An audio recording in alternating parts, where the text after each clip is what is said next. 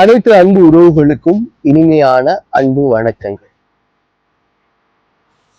இலங்கையினுடைய அரசியல் சூடு பிடித்துக் கொண்டிருக்கிறது என்று நினைக்கும் போது அண்டை நாடான இந்தியாவின் தமிழகத்தில் தற்போது அரசியல் சூடு பிடித்துக் கொண்டிருக்கிறது என்றுதான் சொல்ல வேண்டும்.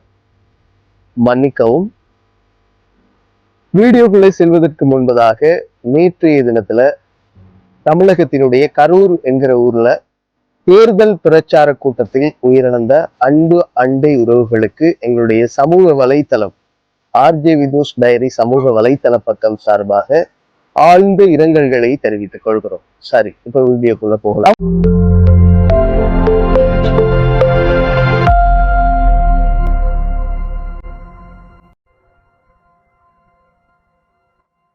தமிழகத்தினுடைய புதுமுக கட்சியான தமிழக வெற்றி கழகம், இதனுடைய தலைவர் தளபதி விஜய் அவர்கள் சனிக்கிழமை தோறும் தமிழக மக்களை சந்தித்து பரப்புரை நடாத்தி வருகிறார். அந்த வகையில் நேற்றைய தினத்திலும் பல இடங்களில் அவர் பரப்புரை நடாத்தி இருந்தார். அந்த வகையில் கரூர் அப்படிங்கிற ஒரு இடத்துல பரப்புரை நடாத்த திட்டமிட்டதாகவும் நடந்து கொண்டிருக்கும் போதே கூட்ட நெரிசலில் அண்ணளவாக தற்போது வரை 40 பேர் உயிரிழந்ததாக இந்திய ஊடகங்கள் செய்திகள் வெளியிட்டு கொண்டிருக்கின்றன.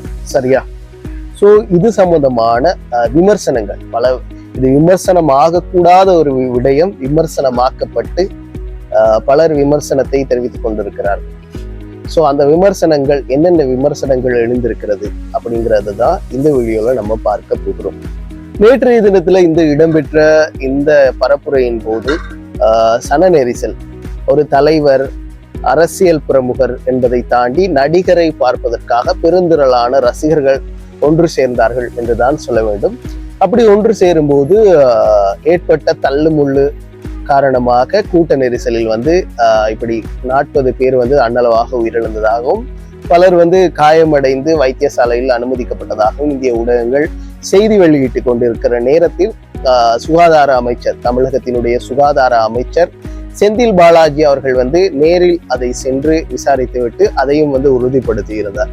அதே போல தமிழகத்தினுடைய பள்ளி கல்வித்துறை அமைச்சராக இருக்கக்கூடிய அன்பில் மகேஷ் பொய்யாமொழி அவர்களும் நேற்றைய தினத்துல நேர்ல சென்று அதை உறுதிப்படுத்தி இருந்தார். அதே நேரத்துல அவர் அழுத காட்சிகளை கூட நம்ம சமூக வலைத்தளங்கள்ல பார்க்கக்கூடியதாக இருந்தது. அப்படி ஒரு கவலையான ஒரு பெரும் துயரமான சம்பவம் தான் நேற்றைய தினத்துல இடம்பெற்றது. ஸோ அவர் நேரடியாக நேற்று சென்றிருந்தார். அதே போல தமிழகத்தினுடைய முதல்வராக இருக்கக்கூடிய மு.க. ஸ்டாலின் அவர்களும் கூட நேற்றைய தினத்துல நேர்ல சென்று தன்னுடைய இரங்கல்களையும் தெரிவித்ததோடு அவர் என்ன சொல்லி இருக்கிறார் அப்படின்னு சொன்னா, கரூரில் இறந்த உறவுகளின் குடும்பங்களுக்கு 10 லட்சம் வழங்குவதாகவும் அதே போல காயமடைந்தவர்களுக்கு தலா 1 லட்சம் வழங்குவதாக நேற்றைய தினத்துல அவர் உறுதி அளித்திருந்தார். அது மட்டும் இல்லாம இதற்கான காரணம் என்ன அப்படிங்கிறதை ஆணையம் அமைத்து விசாரிக்கப்படும், முறையாக விசாரிக்கப்படும் அப்படிங்கிறதையும் அவர் நேற்றைய தினத்துல தெரிவித்திருந்தார். அதாவது அரசியலுக்கு அப்பால் இந்த சன நெரிசலில் எப்படி இறந்தார்கள், அதற்கான காரணம் என்ன, அதை ஆணையம் அமைத்து விசாரிக்கப்படும் அப்படிங்கிறத நேற்றைய தினத்துல தமிழக முதல்வர் மு.க. ஸ்டாலின் அவர்கள் தெரிவித்திருந்தார். இதே போல பல தலைவர்கள் கண்டனங்களையும் தெரிவித்திருந்தார்கள். பல தலைவர்கள் கண்டனங்கள், பல தலைவர்கள் இரங்கல்களையும் தெரிவித்திருந்தார்கள். அதே போல தமிழக வெற்றி கழகத்தினுடைய தலைவர் விஜய் அவர்களுக்கு ஆதரவாகவும் எதிர்ப்பாகவும் பலர் கிளம்பி இருக்கிறார்கள் என்றுதான் சொல்ல வேண்டும்.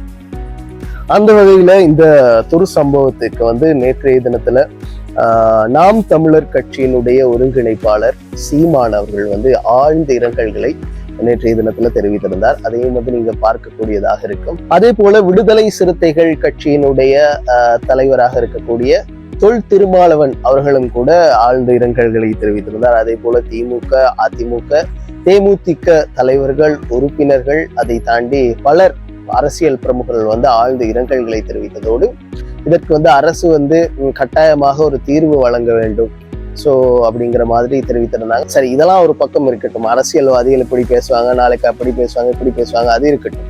இந்த நேற்றைய தினத்துல இந்த விடயம் இடம்பெற்ற பிறகு பல விமர்சனங்களை நம்ம சமூக வலைத்தளங்கள்ல பார்க்கக்கூடியதாக இருந்தது. சோ அந்த சமூக வலைத்தளங்கள்ல வந்திருந்த விமர்சனங்களை நான் உங்களுக்கு சொல்ல போறேன். சரியா? சோ அது சரியா பிழையா அப்படிங்கிறத நீங்க தான் புரிந்து கொள்ளணும். அரசியல் பலிகேட்டால் அப்பாவி உயிர்கள் வந்து உயிரிழந்தது மிகுந்த கவலை. இது எதிர்கட்சியினுடைய சதி அப்படின்னு சொல்லி திரைப்படங்கள்ல அரசியல்வாதிகள் பேசுகிற வார்த்தைகள் போலவே நேற்றைய தினத்துல விஜயனுடைய ஆதரவாளர்கள் வந்து இது ஆளும் கட்சியினுடைய சதி அப்படின்னு சொல்லி இருந்ததாக ஒரு விமர்சனம் எழுந்திருந்தது. இந்த கோர விபத்து நடந்த 5 நிமிடத்தில் சுகாதார அமைச்சர் செந்தில் பாலாஜி எப்படி வந்தார், அவருக்கு எப்படி தெரிந்திருக்கும்? சோ அவரினுடைய ஒரு சதிதானே, அவங்க கட்சியினுடைய ஒரு சதிதானே அப்படின்னு சொல்லி கேட்டிருந்தாங்க. ஒரு விஷயம் நம்ம யோசிக்கணும். சுகாதார அமைச்சர் செந்தில் பாலாஜி அவர் வந்திருந்தாலும் சரி வராவிட்டாலும் சரி மோசமான விமர்சனங்கள் எப்படியுமே எழும். அதுதான் இப்போதும் எழுந்து கொண்டிருக்கிறது செந்தில் பாலாஜி அவர்கள் மேல் அப்படின்னு சொல்லலாம். அதே போல தமிழகத்தினுடைய தற்போதைய ஆளும் அரசையும் கூட சொல்லலாம். இது ஆளும் கட்சியினுடைய சதியா இல்லையா அப்படிங்கிறது யாருக்குமே தெரியாது. ஆனா எது எப்படியும் தற்போது ஆளும் அரசு இதை கட்டாயமாக ஆராய்ந்திருக்க வேண்டும், உற்று நோக்கி இருக்க வேண்டும். சோ இப்படியான தமிழக வெற்றி கழகத்துல எப்படியான பிரச்சாரங்களை நடத்துறாங்க, சோ அவங்களுக்கு மக்களுக்கு நம்ம கட்டாயம் பாதுகாப்பு கொடுக்கணும், எப்படியான பாதுகாப்பு வழங்கப்பட்டு கொண்டிருக்கிறது. தமிழக வெற்றி கழகம் மட்டுமல்ல மற்ற கட்சிகளிலும் கூட சோ இப்படியான பாதுகாப்பு வழங்கப்பட்டு கொண்டிருக்கிறது. இதையெல்லாம் அரசு கண்காணித்திருக்க வேண்டும். அதே போல தளபதி விஜய் அவர்கள் நேற்றைய பிரச்சாரத்தின் போது கூட சொல்லி இருந்தார், பிரச்சாரத்தை நடாத்துவதற்கு பல இன்னல்களை எனக்கு அழுத்தங்களை கொடுக்குறாங்க, எங்கேயுமே நான் பிரச்சாரத்தை என் மக்களை சந்திக்க எனக்கு உரிமை மறுக்கப்படுகிற மாதிரியாக இது இருக்கிறது. இப்படியெல்லாம் அவர் நேற்றைய தினத்துல சொல்லியிருந்தார். இதற்கு முன்பதாகவே அரசு அவருக்கு பிரச்சாரத்தை நீங்க எப்படி நடத்தலாம் அப்படின்னு சொல்லி அழகான ஒரு இடத்தை கொடுத்திருந்தாங்க அப்படின்னு சொன்னா நேற்றைய தினத்துல இப்படி ஒரு சம்பவம் நடந்திருக்காது. நேற்று இறந்துட்டாங்க. இறந்ததுக்கு பிறகு இறக்குறதுக்கு முன்னுக்கே எப்படியான இடங்களை நம்ம கொடுத்திருக்கணும், பிரச்சாரத்துக்கு பாதுகாப்பு வழங்கியிருக்கணும் அப்படின்னு சொல்லி சிந்திக்காம இப்போ எப்படி இருந்தாங்கன்னு சொல்லி ஆராய்வதும் அதை தாண்டி அவங்களுக்கு நிவாரண தொகையை வழங்குவதும் பொருத்தமற்றது அப்படின்ற ஒரு விமர்சனத்தை நேற்றைய தினத்துல பலர் முன்வைத்திருந்தார்கள். விஜய் நேற்று சொல்லியிருந்தார்ல, அந்த கருத்தை வச்சு பார்க்கும்போது ஒருவேளை ஆளும் கட்சியினுடைய ஒரு சதியாக கூட இருக்கலாம் அப்படிங்கிற ஒரு யோசனை கூட நமக்கு வருது. அப்படியும் இருக்கலாம் அப்படிங்கிற மாதிரி. அடுத்ததாக கடுமையாக சாடி இருந்தார்கள். யாரு அப்படின்னு சொன்னா இந்தியாவினுடைய தமிழக ஊடகங்களை நேற்றைய தினத்துல பலர் கடுமையாக சாடி இருந்தார்கள்.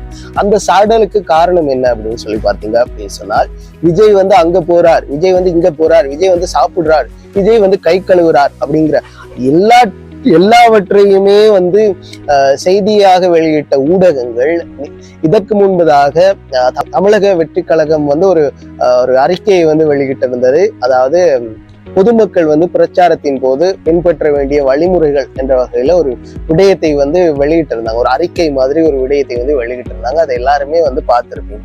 சோ இதை ஊடகங்கள் பெரிதாக கண்டு கொள்ளவில்லை, பெரிதாக பரப்பவில்லை. ஏன் பரப்பவில்லை, பெரிதாக ஏன் ஊடகங்கள் இது தலை காட்டவில்லை அப்படின்ற ஒரு கேள்வியை நிறைய பேர் கேட்டிருந்தாங்க. ஆனா அதுவும் ஒரு வகையில உண்மைதான். ஊடகங்கள் இதை அதிகமாக பகிர்ந்திருந்தாலாவது பொதுமக்கள் பொதுமக்கள் விழிப்பாக இருந்து நேற்றைய தினத்தினுடைய அந்த கரூரில் நேற்றைய பிரச்சாரத்தில் அழகாக செயல்பட்டிருப்பார்கள் என்ற ஒரு கருத்தை பலர் வெளியிட்டிருந்தார்கள். அதே போல் பல விமர்சனங்களை வெளியிட்டிருந்தார்கள். அதிலும் தேமுதிகவினுடைய பொதுச் செயலாளர் பிரேமலதா விஜயகாந்த் அவர்கள் இன்றைய தினத்துல ஒரு கருத்தை வெளியிட்டிருந்தார். அதுவும் உண்மையான ஒரு கருத்தை வெளியிட்டதாக தான் எனக்கு தோன்றியது. என்ன சொல்லி இருந்தார் அப்படின்னு சொன்னா, தமிழக வெற்றி கழகத்தினுடைய தலைவர் தளபதி விஜய்க்கு அவ்வளவு பாதுகாப்பு, அவர் அந்த வாகனத்துல ஏறி நிற்கும் போது கூட அவருக்கு அவ்வளவு பாதுகாப்பு கொடுக்குறீங்க. சோ தமிழக வெற்றி கழகம் நீங்க விஜய் உங்களுடைய தலைவருக்கு கொடுக்குற அதே பாதுகாப்பை மக்களுக்கு கொடுத்திருக்கணும் இல்லையா? அது உங்களுடைய பொறுப்பு தானே, நீங்க தவறிட்டீங்க அப்படிங்கிற மாதிரி ஒரு கருத்தை வெளியிட்டு இருந்தாங்க. ஆனா அது ஒரு உண்மையான ஒரு விடயம். தமிழக வெற்றி கழகத்தினுடைய தளபதி விஜய் நேற்று பாத்தீங்கன்னா, தமிழக வெற்றி கழகத்தினுடைய தலைவர் தளபதி விஜய் அவர்கள் நேற்று அந்த விடயம் நடந்து முடிந்த பிறகு எவ்வளவு அழகாக பாதுகாப்போடு அவர் வந்து இல்லத்துக்கு அனுப்பி வைக்கப்பட்டார் அப்படிங்கிறத வந்து நேற்றைய தினத்துல நீங்களும் காணொலியில பார்த்திருக்கீங்க, நானும் வந்து பார்த்திருப்பேன். ஊடகங்கள் கேட்ட கேள்விக்கு கூட அவர் பதில் சொல்லல. ஸோ பதில் சொல்லாம அவர் வந்து போயிருந்தார். ஸோ அது அவரோட பிரச்சனை. அவர் வந்து பதில் சொல்றாரு, பதில் சொல்லல அப்படிங்கிறது. ஆனா மக்களுக்கு வந்து கட்டாயம் பாதுகாப்பு வந்து வழங்கியிருக்கணும். ஆனால் நேற்றைய தினத்துல பாதுகாப்பு வந்து வழங்கப்படலை. அதே போல ட்விட்டர்ல வந்து அவர் நேற்று இரவு வந்து ஒரு இரங்கல் பதிவு ஒன்று வந்து வெளியிட்டிருந்தார். அதே போல இன்றைய தினத்துல வந்து ஒரு விடயத்தையும் வந்து அவர் வந்து தெரிவித்திருந்தார். என்ன அப்படின்னு சொல்லி பார்த்தீங்க அப்படின்னு சொன்னா, நிவாரண தொகை வழங்குகிறேன் அப்படிங்கிற ஒரு விடயத்தையும் வந்து தளபதி விஜய் வந்து இப்போது இன்றைய தினத்துல வந்து தெரிவித்திருந்தார். அதே போல நரேந்திர மோடி பிரதமர், இந்தியாவினுடைய பிரதமராக இருக்கக்கூடிய நரேந்திர மோடியும் வந்து நிவாரணம் வழங்குவதாக தெரிவித்திருந்தார். அந்த வகையில தேசிய நிவாரண நிதியில் இருந்து இறந்தவர்களுக்கு வந்து 2 லட்சமும் காயமடைந்தவர்களுக்கு வந்து 50,000 ரூபாயும் வழங்கப்படும் அப்படின்னு சொல்லி பிரதமர் நரேந்திர மோடி வந்து அறிவித்திருந்தார். அதே போல இந்த பிரச்சாரங்கள், அதாவது சனிக்கிழமை தோறும் வந்து மக்களை சந்தித்துக் கொண்டிருக்கிறார் தமிழக வெற்றி கழகத்தினுடைய தலைவர் விஜய் அவர்கள். ஸோ இந்த பரப்புரை வந்து தடை கோரி வழக்கு பதிவு செய்யப்பட்டிருக்கிறது. அந்த வகையில தமிழக வெற்றி கழகத்தினுடைய பரப்புரை நடாத்துவதற்கு தடை விதித்திருக்கிறது அப்படின்னு விதிக்கப்பட்டிருக்கிறது என்றுதான் சொல்ல வேண்டும். அந்த வகையில புலன் விசாரணை முடியும் வரை தமிழக வெற்றி கழகம் அடுத்த கூட்டம் எங்கேயுமே நடத்தக்கூடாது அப்படின்னு சொல்லி சென்னை உயர் நீதிமன்றத்துல வந்து வழக்கு பதிவு செய்யப்பட்டிருக்கிறது. ஸோ இந்த வழக்கு வந்து செந்தில்குமார் அப்படிங்கிறவருக்கு முன்பாக விசாரணைக்கு வரப்படுவதாகவும் இந்திய ஊடகங்கள் வந்து செய்திகளை வெளியிட்டிருந்தது. அதே போல பலர் வந்து பல விமர்சனங்களை வெளியிட்டிருந்தார்கள். பொதுமக்கள் வந்து பொறுப்போடு நடந்து கொள்ளணும், இது போன்ற கூட்டங்களுக்கு வந்து பெண்கள் குழந்தைகளையா கூட்டிட்டு வருவீங்க, அங்கு இருக்கைகள்ல கும்பலா நின்றுட்டு இருக்கிற இந்த கூட்டத்துல எப்படியுமே நெரிசல் இருக்கும், ஸோ நீங்க கட்டாயம் பொதுமக்கள் வந்து சிந்திச்சிருக்கணும் அப்படின்னு சொல்லி பாமக அன்புமணி அவர்கள் வந்து இந்த தினத்துல வந்து தெரிவித்திருந்தார். அதே போல இந்த சம்பவத்துக்கு அஞ்சலி செலுத்தும் வகையில தமிழகத்தினுடைய அரசு நிகழ்ச்சிகள் அத்தனையும் ரத்து செய்திருக்கிறார் தமிழகத்தினுடைய முதல்வர் மு.க.ஸ்டாலின் அவர்கள் என்று இந்திய ஊடகங்கள் வந்து செய்தி வெளியிட்டிருந்தது. இந்த கூட்ட நெரிசல இறந்தது சார்பாக வழக்கு பதிவு செய்யப்பட்டிருக்கிறது. அந்த வகையில தமிழக வெற்றி கழகத்தினுடைய பொதுச் செயலாளராக இருக்கக்கூடிய புஷி ஆனந்த், அதே போல கரூர் மேற்கு மாவட்ட செயலாளராக இருக்கக்கூடிய மதியழகன் உள்ளிட்ட 4 பேர் மீது 5 பிரிவுகளின் கீழ் வழக்கு பதிவு செய்யப்பட்டிருக்கிறதாகவும் இந்திய ஊடகங்கள் வந்து செய்தி வெளியிட்டிருக்கிறது. சரி, இதெல்லாம் ஒரு பக்கம் இருக்கட்டும். என்னோட கருத்து என்ன அப்படின்னு சொல்லி பார்த்தீங்கன்னா, தலைவர், நடிகர், அரசியல் பிரமுகர் இதெல்லாம் ஒரு பக்கம் இருக்குது. நான் வந்து அவங்கள பார்க்க போறேன், நடிகர், எனக்கு பிடிச்ச நடிகர், அவரை பார்க்க போறேன் அப்படிங்கிறதுக்கு முன்பாக நீங்க முதல்ல எதை யோசிக்கணும் அப்படின்னு சொன்னா, உங்களோட உயிர் தான் நமக்கு வந்து பெருமதி. உயிர் இருந்தா மட்டும்தான் நம்ம வந்து ஏதாவது செய்ய முடியும். உயிர் இருந்தா மட்டும்தான் நம்ம வந்து ஓட்டு போட முடியும். உயிர் இருந்தா வந்துதான் நம்ம வந்து அந்த தலைவனையோ நடிகரையோ கொண்டாட முடியும். தயவு செய்து உங்களுடைய உயிரை முதல்ல நினைங்க. உயிரை வந்து துச்சமா நினைக்காதீங்க. அதை விட உங்களுடைய குழந்தைகளுடைய உயிரையும் வந்து துச்சமா நினைக்காதீங்க. ஸோ கட்டாயம் இது மாதிரியான பரப்புரையின் போது நீங்க விழிப்பா இருக்கணும். ஸோ முறையான பாதுகாப்புகள் அங்க வந்து இருக்குதா அப்படிங்கிறத வந்து பார்த்து பொறுப்பா செயற்பட்டீங்க அப்படின்னு சொன்னாலே இது போன்ற நிகழ்வுகள் வந்து நடக்காது. ஸோ இதுல வந்து நம்ம வந்து அரசியல் கட்சிகளையும் வந்து நம்ம குறை சொல்ல முடியாது, ஆளும் கட்சியை குறை சொல்ல முடியாது, தளபதி விஜய் அவர்களையும் குறை சொல்ல முடியாது. இதனுடைய பிழை ஒட்டுமொத்தமாக பொதுமக்கள் தான் வந்து விழிப்பாக இருந்திருக்க வேண்டும் அப்படிங்கிறதான் என்னோட கருத்து. மறுபடியும் சொல்வதுதான், நேற்றைய தினத்துல கரூர்ல இறந்த எங்களுடைய அன்பு அண்டை உறவுகளுக்கு ஆழ்ந்த இரங்கல்கள். இது போன்ற சம்பவங்கள் மீண்டும் ஒரு முறை நடக்கக்கூடாது என்பதற்காக மட்டுமே இந்த காணொளி. ஸோ இந்த வீடியோ பார்த்துட்டு இருக்க எல்லாருமே வந்து பகிருங்க. பிடிச்சிருந்தது அப்படின்னு சொன்னா லைக் பண்ணுங்க. அதே போல கமெண்ட். ஒரு வீடியோல உங்களை சந்திக்கும் வரை உங்களிடமிருந்து விடைபெற்று செல்லும் நான் என்று உங்கள் அன்பு தோழன் ஆர்ஜே விதுஷன். நன்றி, வணக்கம்.